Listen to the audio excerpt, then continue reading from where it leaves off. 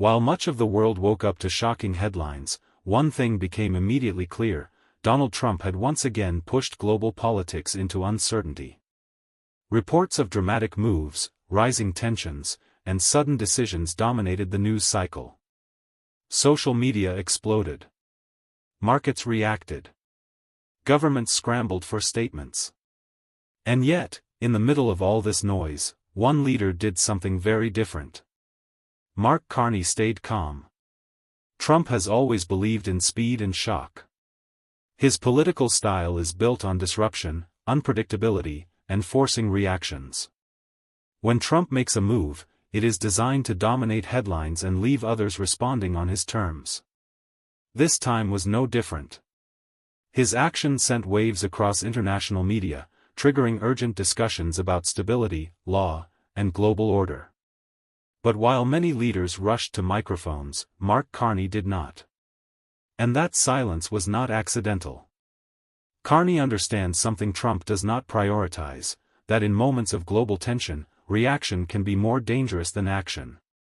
Where Trump thrives on pressure, Carney studies it. Where Trump accelerates chaos, Carney slows the moment down.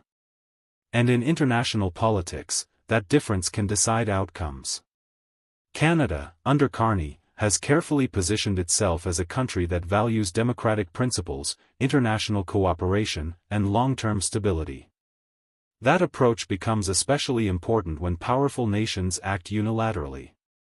Carney knows that every word spoken during a crisis shapes markets, alliances, and future negotiations.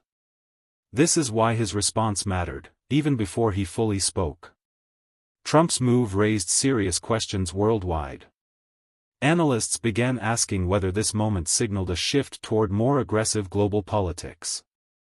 Others warned about precedent: if one powerful country can act suddenly, what stops others from doing the same? These questions created fear, uncertainty, and speculation. Carney did not feed that fear. Instead, his approach reflected discipline. Canada acknowledged global concerns without inflaming them. It avoided emotional language. It avoided dramatic accusations. And it avoided being pulled into Trump's media cycle. This is not weakness. This is strategic restraint. Trump wants reactions. Carney denies him that advantage.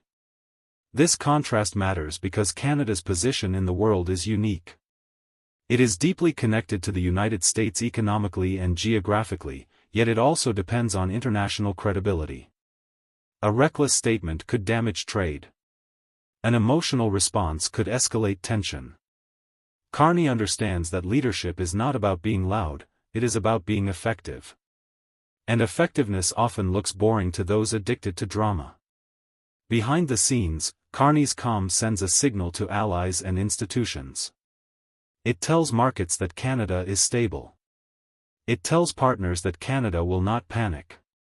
And it tells Washington that Ottawa will not be pushed into rushed decisions. This is how influence is quietly built. Trump's style may dominate headlines today, but history tends to reward those who protect systems rather than shock them. Carney's background explains this difference. As a former central banker, he has managed crises where panic could destroy economies.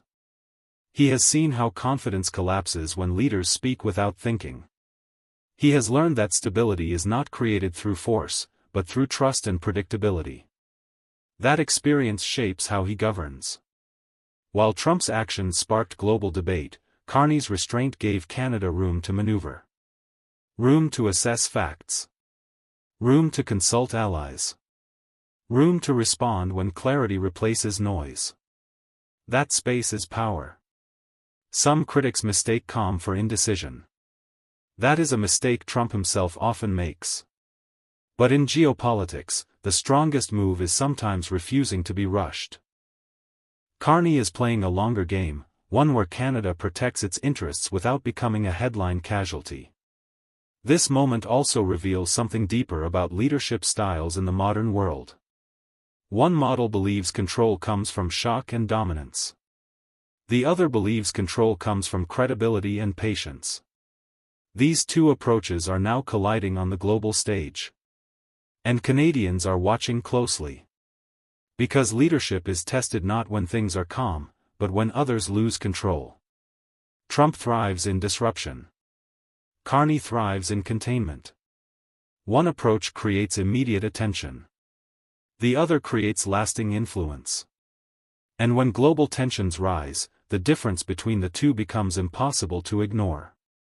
As events continue to unfold, Canada's measured stance may prove decisive. Not because it grabs headlines, but because it preserves options. And in international politics, options are everything. This is why Carney's calm is not silence. It is strategy. While others react emotionally, he calculates.